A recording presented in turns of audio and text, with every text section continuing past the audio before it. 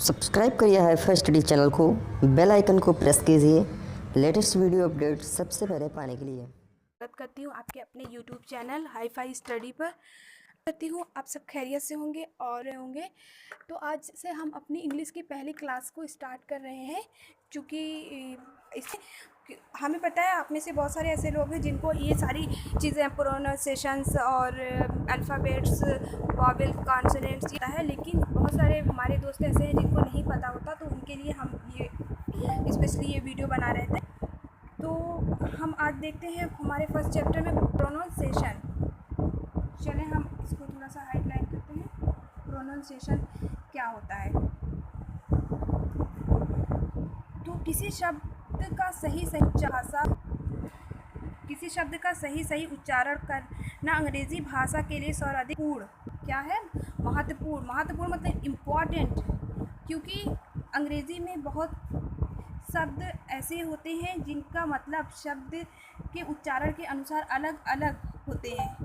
ऐसे जैसे कि एब्यूज मतलब गाली देना, एबी तथा वो मतलब धनुष, और वाव मतलब झुककर परिणाम करना। अगर इसमें हमारे उच्चारण ज़रा सा भी इधर उधर हो रहे हो तो इसकी मीनिंग्स बिल्कुल चेंज हो जाती है। तो इसलिए उच्चारण हमारे लिए बहुत इंपॉर्टेंट होता है किसी भी लैंग्वेज को सीखने से पहले। जैसे हम लेटर्स को सीख रहे हैं तो सबसे पहले हमें उसके उच्चारण को सीखना अनिवार्य हो जाता है। प्रोनाउंसिएशन अंग्रेजी सीखने एवं समझने के लिए एक महत्वपूर्ण हिस्सा है, जिससे नियम के साथ समझना आवश्यक होता है। प्रोनाउंसिएशन इंग्लिश सीखने के लिए ही नियम, जो किसी भी शब्द को, किसी भी वर्ड को, किसी भी कार्य को, किसी भी सब्जेक्ट को पढ़ने के लिए अगर हम स्टेप बाय स्टेप पढ़ने लगे ना, यानी नियम के अनुसार अगर हम करने लगे तो ऑटोमेटिक हमारे माइंड में फिट हो जाता है।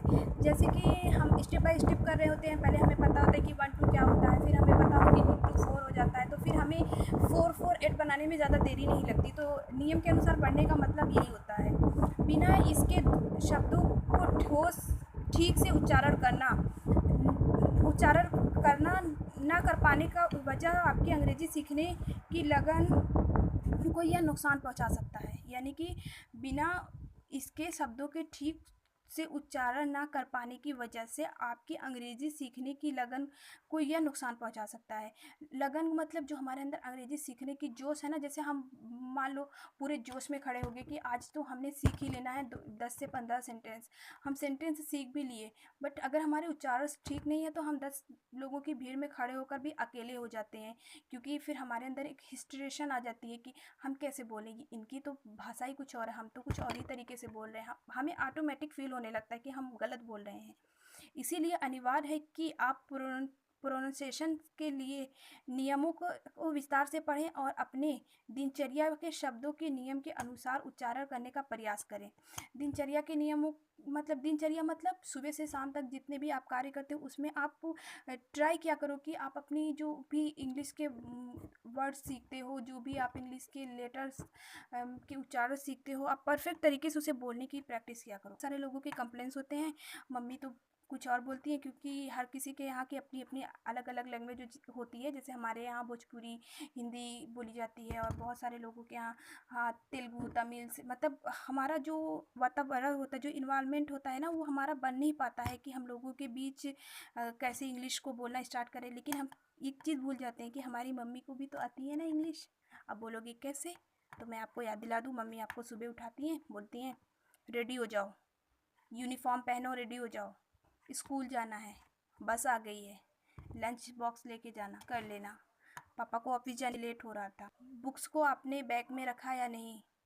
यानी मम्मी भी तो इंग्लिश बोल रही है ना। जितना मम्मी ने इंग्लिश बोली उतना काफ़ी है मम्मी को ये बताने के लिए कि मम्मी आपको इंग्लिश आती है, अब थोड़ी सी और कोशिश करो, आपको पूरी आ जाएगी, है ना। तो अगर हम मम्मी से इतना बोल रहे हैं, तो जब हम घर से निकलते हैं तो मम्मी बोलती है अपना ध्यान रखना। तो मम्मी को अगर हम ये बोल दें, मम्मी अगर हम घर से निकल रहे हैं तो आप बोल दिया करो बी केयरफुल, तो ये बेटर होगा। ये आपकी इंग्लिश के वर्ड है, मम्मी आपको और अच्छे से प्रेजेंट करके फिर बताएगी, क्योंकि माँ से अच्छा ना कोई टीचर नहीं होता, ये आप याद रखना। तो हमारे घर पर भी इंग्लिश के माहौल होते हैं, पर हम समझ नहीं पाते हैं। अब मम्मी स्कूल तो बोल रही होती है, लेकिन हम मानते ही नहीं कि मम्मी को इंग्लिश आती है। इंग्लिश नहीं आती तो मम्मी स्कूल क्यों बोल रही है, विद्यालय क्यों नहीं बोलती। आप सोचिए कभी, मम्मी बैग्स क्यों बोल रही है, थैला क्यों नहीं बोलती, मम्मी बुक्स क्यों बोल रही है, किताबें क्यों नहीं बोलती। यानी मम्मी को भी तो आती है ना इंग्लिश, डिफरेंट इतना है, आपको ज़्यादा आती है, मम्मी को कम आती है। तो हम मम्मी के कम इंग्लिश और अपने ज़्यादा इंग्लिश को मिलाकर अगर बोलना स्टार्ट कर दें तो जाहिर सी बात है हम और मम्मी दोनों ही इंग्लिश की पटरी पे चलना शुरू कर देंगे। दुनिया में कोई भी शख्स इस बात का दावा नहीं कर सकता कि वह परफेक्ट है। दुनिया में कोई भी मिस्टर परफेक्ट नहीं होता। बहुत सारे लोग हैं ना, अमिताभ बच्चन, शाहरुख खान, सब लोग उनको मिस्टर परफेक्ट बोलते हैं, पर कोई मिस्टर परफेक्ट नहीं होता। सब में कुछ ना कुछ कमियां होती हैं, सब में कुछ ना कुछ अच्छाइयाँ होती हैं। कोई मिस्टर परफेक्ट नहीं होता, हो भी नहीं सकता कोई मिस्टर परफेक्ट, क्योंकि इंसानों को बोला गया है कि वो जो होते हैं ना गलतियों के पुतले होते हैं। समझ में आ रहा है? बिना मिस्टेक किए ना इंसान को रहा ही नहीं जाता। तो कोई मिस्टर परफेक्ट नहीं बन सकता, पर हाँ अपने प्रयास यानी कि अपनी कोशिशों से हम असंभव कार्य को संभव जरूर कर सकते हैं। यानी कि जैसे मेरा एक सपना था कि मैं एक दिन यूट्यूब पे पढ़ाऊँ, मैं यूट्यूबर्स बनूँ। मेरे घर पे मतलब लोगों का कहना था कि गर्ल्स जो होती हैं वो पढ़ने के लिए इतना ज़्यादा पढ़ाई के लिए नहीं बनी होती हैं, आगे चल के क्या करना है, खाना ही तो बनाना है, घर में रहना है। लेकिन मैंने एक सपना जो देखना स्टार्ट कर दिया कि मुझे करना है मतलब करना है। तो मैं दिन रात यही सोचती थी कि कैसे करूँ, क्या करूँ, कहाँ से करूँ। मैं पता नहीं कितने ऑनलाइन जॉब्स ढूंढती, ना जाने क्या क्या करती रहती थी, दिन भर मोबाइल में अपने कुछ ना कुछ करती रहती थी। आखिरकार मुझे फ़िलहाल ये प्लेटफॉर्म मिल ही गया, जो कि मैंने स्टार्ट कर दिया है कल से पढ़ाना। तो आज ये आपका दूसरा क्लास है मेरे थ्रू, लेकिन इंग्लिश का ये आपका पहला क्लास है। तो अगर आप कोशिश करते रहोगे ना तो असंभव कार्य भी आपका संभव हो जाता है। अब देखते हैं प्रोनाउंसिएशन रूल्स इन हिंदी। उच्चारण के जो हिंदी के रूल्स होते हैं उसे हम देखते हैं। सामान्यतः हिंदी वर्णमाला भी अंग्रेज़ी सीखने के लिए अहम योगदान अर्पित करती है। अहम योगदान क्या, टोटल योगदान अर्पित करती है, क्योंकि हमें हिंदी आती है, हमें इंग्लिश तो आती ही नहीं है। हम हिंदी से तो ही इंग्लिश को कन्वर्ट करते हैं ना। लोग बोलते हैं आप इंग्लिश में सीखो, आप इंग्लिश में सोचो, आप इंग्लिश में बोलो। भैया जब हमको इंग्लिश आती, हम इंग्लिश में सोच सकते तो हम इंग्लिश बोलना ना स्टार्ट कर देते। तो हमें इंग्लिश आती ही नहीं है तो हम पहले हिंदी में ही तो सोचेंगे, फिर तो हम बताएंगे। तो जाहिर सी बात है हिंदी का तो योगदान है। अब ज़रूरी नहीं कि हम केवल हिंदी में ही सोचें। जो हमारी मदर टंग होती है, जो मम्मी की द्वारा सिखाई गई भाषा होती है, उसे हम मदर टंग बोलते हैं, मादरी ज़बान बोलते हैं उसे।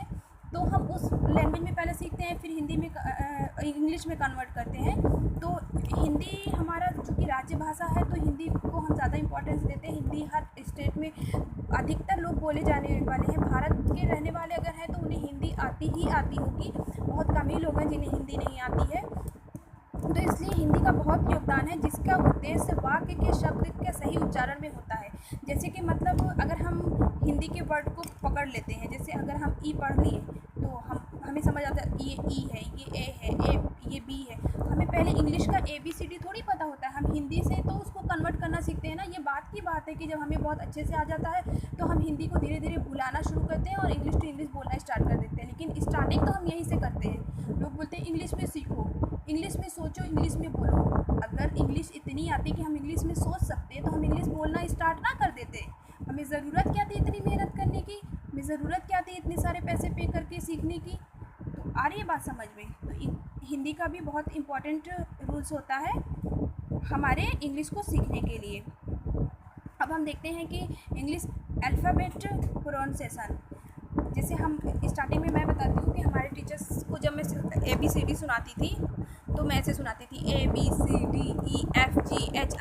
सॉरी, मैं तो थोड़ा ठीक पढ़ रही हूँ, उस टाइम पे और गलत पढ़ती थी, अभी तो ठीक से हो रहा है थोड़ा थोड़ा। तो हम ऐसे पढ़ते थे ABCDEFGHIJK LMN, ऐसे मतलब पढ़ते थे। तो हमारे टीचर्स हमें टोकते भी नहीं थे। शायद या तो उनके उच्चारण में कोई मिस्टेक रही होगी, या फिर वो हमें बच्चा समझ के छोड़ देते थे कि अभी बच्ची ये सीख रही है, जो कि वहीं पर हम मिस्टेक करते हैं। जब हमारा बच्चा बहुत छोटा होता है ना तो उसका जीभ जो होता है वो पतला होता है, यानी हम उसकी जीभ को जैसे तोड़ फोड़ के हम उच्चारण करना सिखाएं उसी हिसाब से उसका जो करेक्ट प्रोनाउंसिएशन का टाइम होता है ना वो बचपन में ही होता है। अगर उसी टाइम हम अपने बच्चे को सही से सिखा देना तो फिर उसका लाइफ टाइम हमारे मतलब एज में आते आते वो तो एकदम फास्ट वाला फ्लुएंट इंग्लिश बोलने लगेगा। तो चलिए हम करेक्ट वाला देखते हैं कि करेक्ट वाला ABCD क्या होता है आपका। तो ए नहीं होता, ए होता है। AB एप्पल बोलते हो ना, ए नहीं, ABCDEF नहीं होता। GH होता है, H नहीं होता। IJKLM। अब सोच रहे हो कि यल यम ये नहीं यूज कर रही मैं, L M N O P Q R S T T होता है, T नहीं होता, T U V W नहीं होता है, W ऐसा बोलो आप ना जैसे लग रहा है आप डबल U बोल रहे हो, W X Y Y होता है, Y नहीं होता, Y Z, और यहाँ पर एक I हम बोलते हैं ना, I नहीं होता, I। ओके, ये दोनों आपको समझ में आ गया। अब हम हिंदी के स्वर को देखते हैं, यानी वॉवेल्स को देखते हैं। आप सभी को पता है वॉवेल्स 5 होते हैं, A I O U, A E I O U, ये 5 आपके वॉवेल्स होते हैं, आप सभी को पता है। और ये आपके जितने भी यहाँ पे आपको जो दिख रहे हैं ये आपके वॉवेल्स के, वन सेकेंड, ये आपके वॉवेल्स के उच्चारण हैं, जैसे कि आ ई उ ए ओ आ।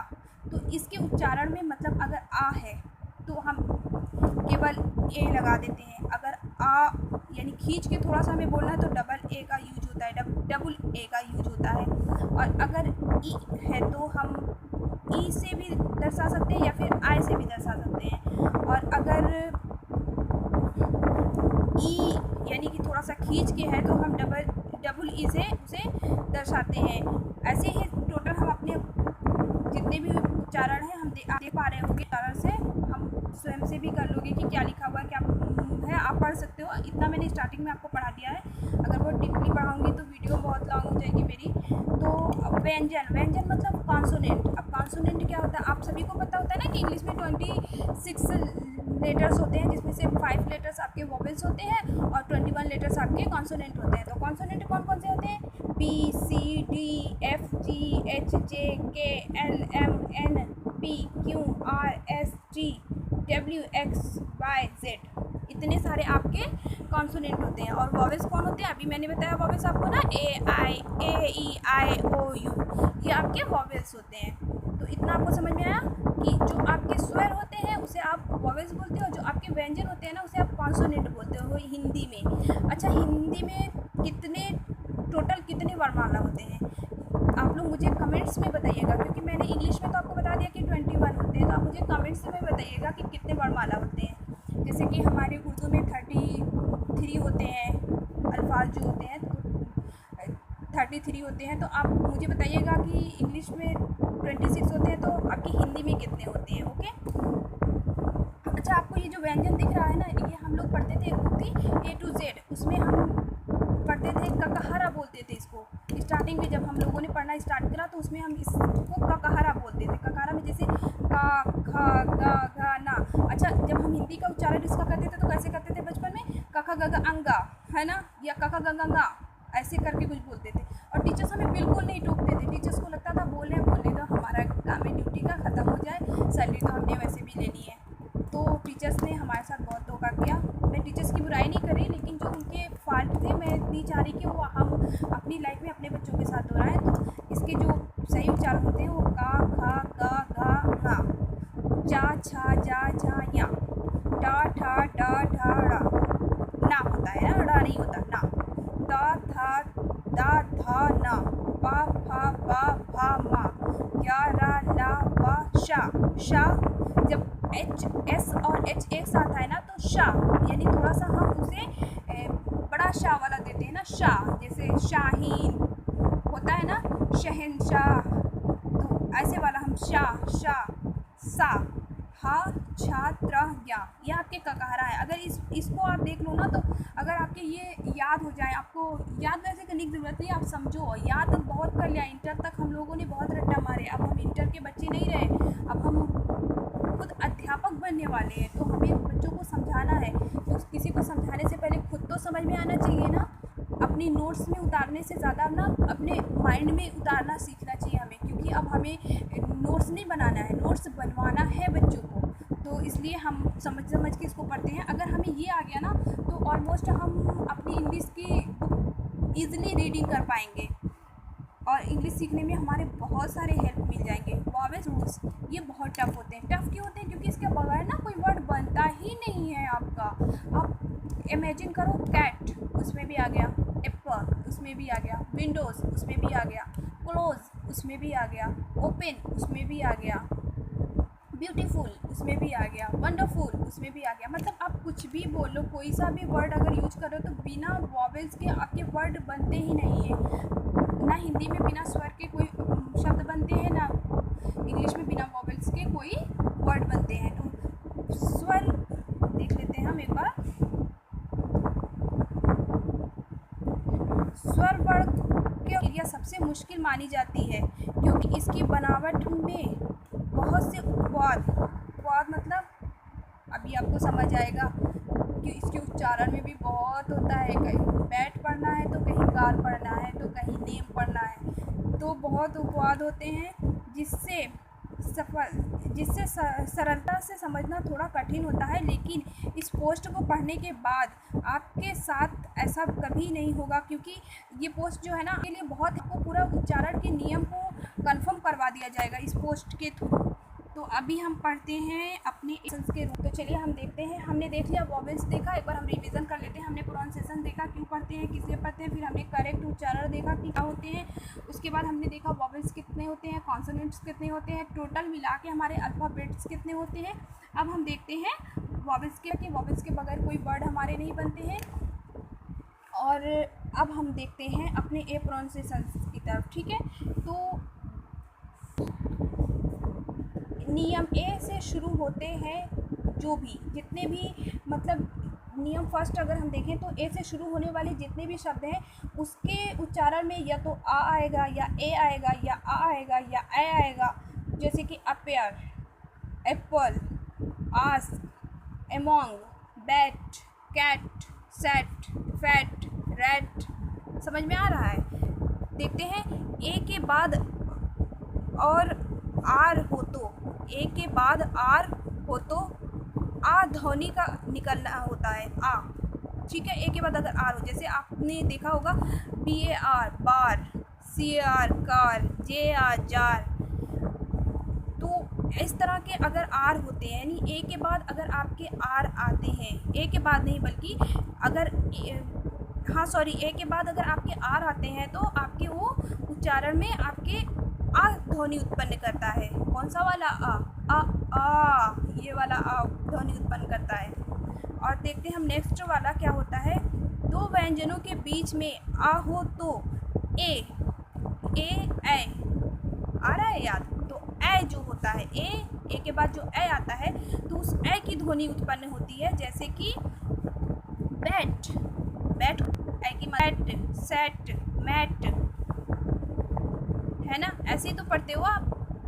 अपना याद रखना कि अगर दो व्यंजनों के बीच में ए हो तो व्यंजन मतलब अभी हमने बताया था ना, व्यंजन क्या होता है कॉन्सोनेंट, और कॉन्सोनेंट क्या होता है BCDFGH JKLMNOPQRST WXYZ। ये आपके क्या है, ये आपके व्यंजन्स हैं। इन व्यंजनों के बीच में अगर ए आता है, जैसे आपका बी एक कॉन्सोनेंट है, व्यंजन मतलब कॉन्सोनेंट, और टी आपका क्या है कॉन्सोनेंट ही है ना, क्योंकि वॉवेल्स जो हमारे हैं AEIOU। तो हम देखेंगे क्या इन पांचों में से इसमें कोई है नहीं है, तो इसका मतलब ये दोनों कॉन्सोनेंट है।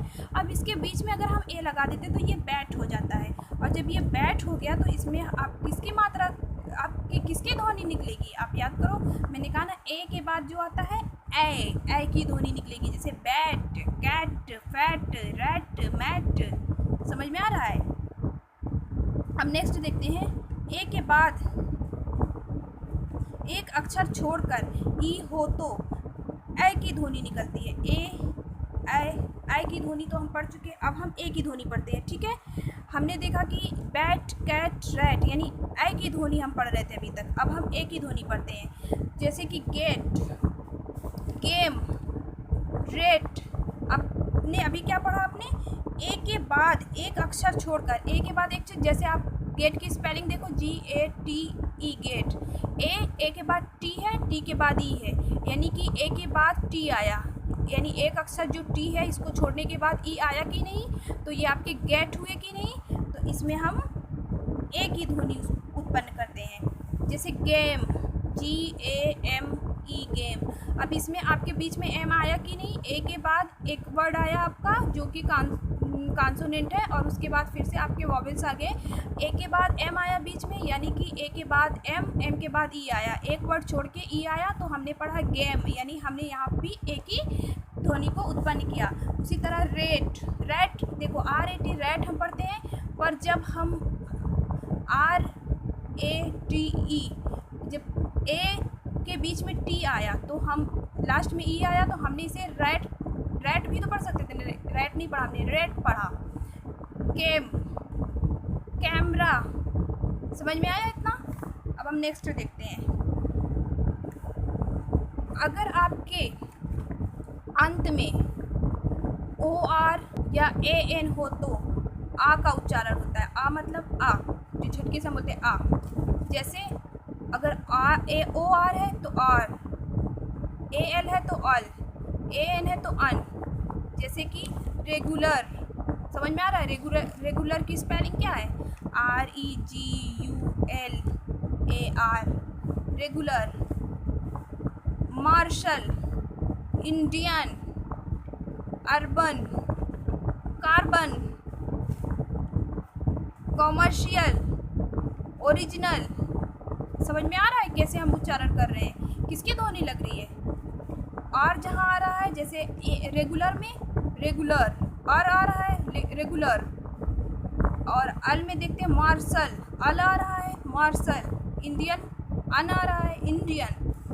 तो आज की वीडियो हम यही समाप्त करते हैं। नेक्स्ट वीडियो जो हम आपकी लेकर आएंगे वो होगी, इससे आई होप कि आपको समझ में आ रहा होगा कि ए का प्रोनाउंसिएशन क्या होता है। अभी तक हमने इतना पढ़ा है और नेक्स्ट वीडियो इसकी कल तक आपको मिल जाएगी। तो हम देखते हैं कल इससे बेटर भी प्रयास करेंगे पढ़ाने की। आई होप आज आपकी वीडियो समझ आ रही होगी, आज की वीडियो आपको। और अगर समझ में आ रही है तो आप प्लीज़ लाइक कीजिएगा, शेयर कीजिएगा, कमेंट्स कीजिएगा और सब्सक्राइब करना तो बिल्कुल भी मत भूलिएगा। So thanks for watching video, thank you.